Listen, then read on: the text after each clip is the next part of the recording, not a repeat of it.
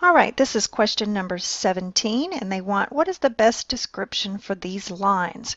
So they want to know if it's parallel, perpendicular, the same, or intersecting but not perpendicular. So what we want to do is we want to get each line in slope-intercept formula.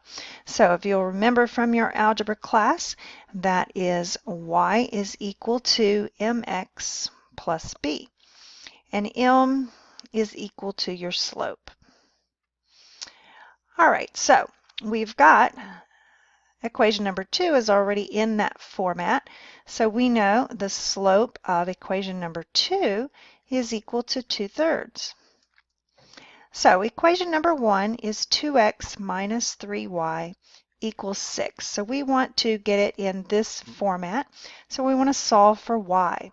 So to solve for y, we're going to subtract 2x from both sides.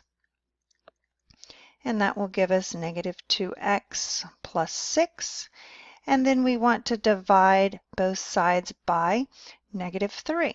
So if we do that, we get y is equal to 2/3 x minus 2. And so our slope for our first equation is 2/3. So notice we have 2/3 here for the slope, 2/3 here.